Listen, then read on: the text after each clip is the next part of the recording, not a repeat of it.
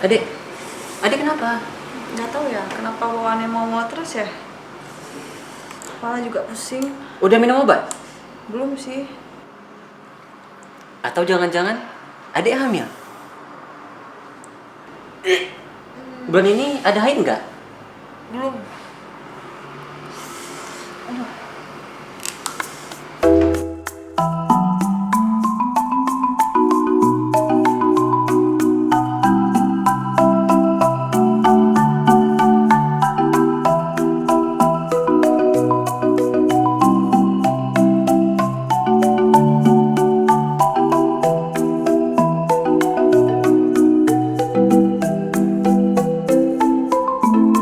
Antrian 57.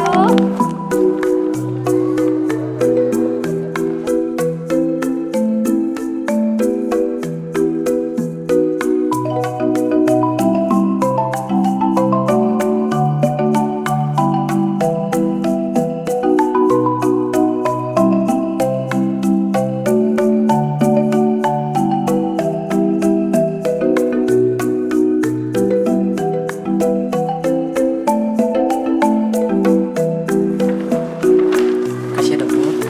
Kasih aja ya.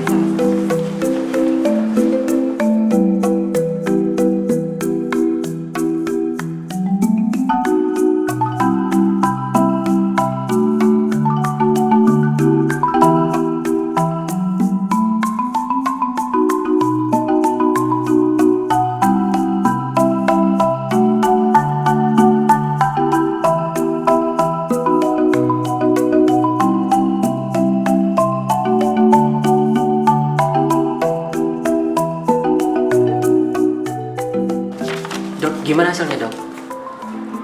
Tenang. Duduk, jangan panik ya. Jadi, dari hasil pemeriksaan tes urin kita tadi, alhamdulillah Ibu Isna positif hamil. Alhamdulillah. Akhirnya adek yang ditunggu-tunggu selama ini adek hamil juga. Selamat ya, Bu Isna. makasih, Dok. Pak. Terima kasih ya dok.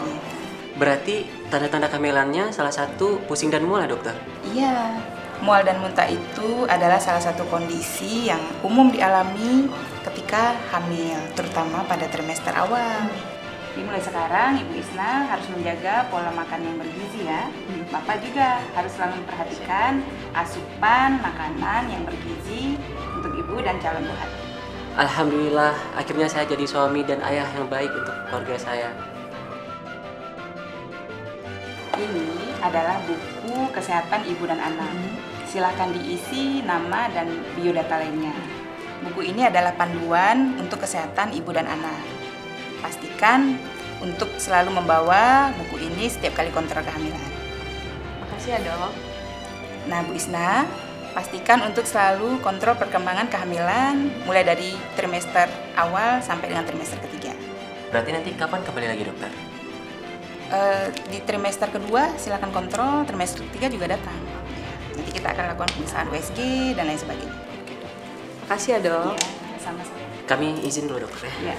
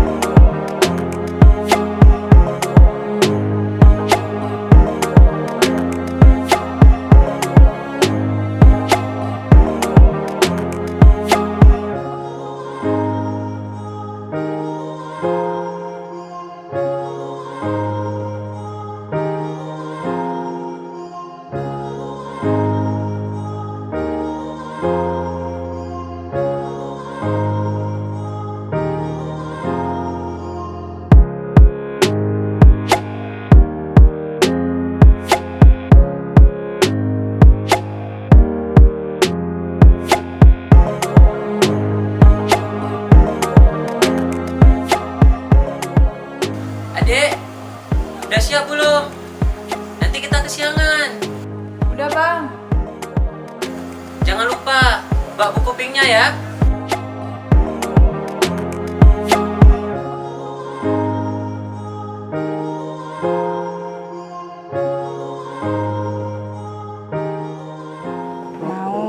kontrol persiapan melahirkan ya. Kita tensi dulu ya.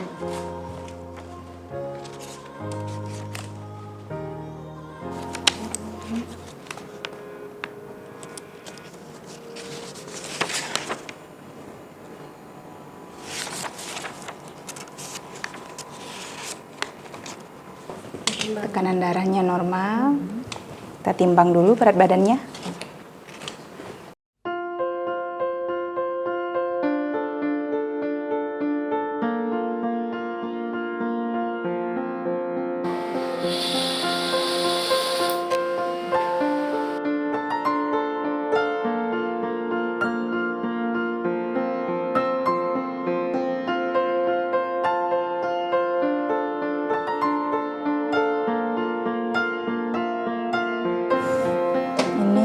Sudah masuk ke minggu ke-34 minggu ya. Oke.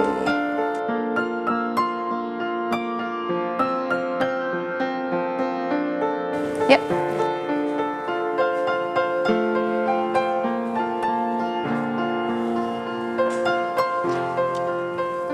Jadi, setelah kita melakukan pemeriksaan tadi dengan USG, alhamdulillah kondisi bayi sehat, kondisi ibu juga sehat. Alhamdulillah, terima kasih ya dokter.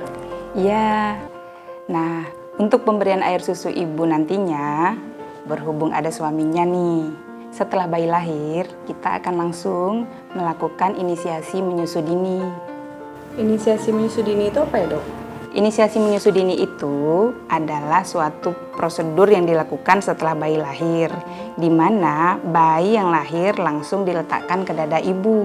Tujuannya agar terjadi kontak kulit antara bayi dengan kulit ibu, sehingga bayi bisa merasakan kehangatan tubuh ibu. Nah, prosedur ini dilakukan minimal selama 1 jam setelah bayi dilahirkan. Nah, nanti bayi akan mencari sendiri puting susu ibunya. Nah, diharapkan ASI yang pertama keluar, yang disebut dengan kolostrum, akan bisa dihisap langsung oleh si bayi. Nah, kolostrum ini banyak mengandung imunoglobulin dan zat-zat lainnya yang sangat baik untuk daya tahan tubuh bayi. Prosedur ini juga akan meningkatkan kasih sayang antara ibu dan bayinya. Lalu dok, kalau operasi itu bisa dilakukan inisiasi menyusu dini juga dok? Oh, tentu bisa. Inisiasi menyusu dini ini bisa dilakukan pada ibu yang melahirkan secara normal maupun secara SC. Nah, kehadiran Bapak di sini sangat penting untuk keberhasilan inisiasi menyusu dini nantinya. Ini silahkan dibawa pulang ya. Waktu kontrol nanti dibawa lagi. Makasih ya dok. Iya.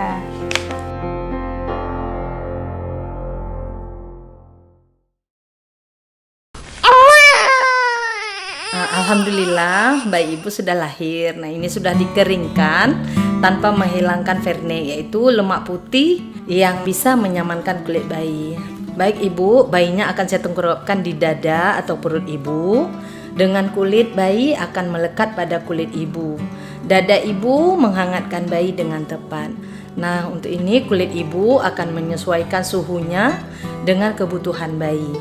Nah, kehangatan saat menyusu menurunkan resiko hipotermi atau kedinginan pada bayi. Nah, dengan interaksi tersebut, ibu dan bayi akan tenang sehingga membantu pernapasan dan detak jantung bayi lebih stabil. Jadi ibu, bayi akan lebih jarang rewel. Nah, bayi yang ditengkurapkan di dada atau perut ibu akan kita biarkan untuk mencari sendiri puting susu ibunya karena bayi memiliki naluri yang kuat. Bayi memang tidak akan langsung mendapatkan puting susu, biasanya membutuhkan waktu hingga beberapa menit. Jadi ibu bisa membiarkan bayi tetap dalam posisi kulitnya bersentuhan dengan kulit ibu sampai proses menyusu pertamanya selesai. Jika sudah selesai, maka proses inisiasi menyusu dini sudah berjalan dengan lancar. Nah ibu, bayi sudah mendapatkan kolostrum, yaitu cairan berharga yang kaya akan antibodi ataupun zat kekebalan tubuh dan zat penting lainnya untuk pertumbuhan usus. Alhamdulillah Ibu, inisiasi menyusu dininya sudah lancar, bayinya sudah bisa mencari puting dan mendapatkan kolostrum. Semoga menjadi anak yang cerdas dan kuat ya Bu. Selamat Ibu.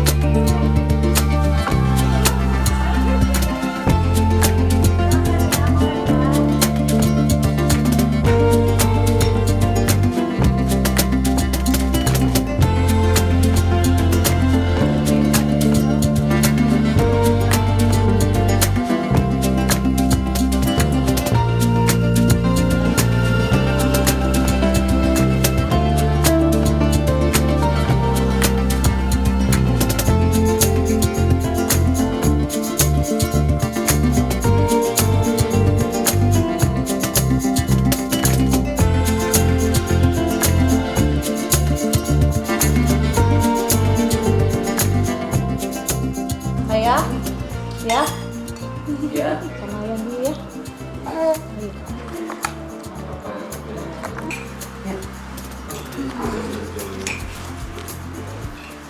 Nah, setelah itu Ibu Bida langsung melakukan checklist pada Puping di kolom lahiran.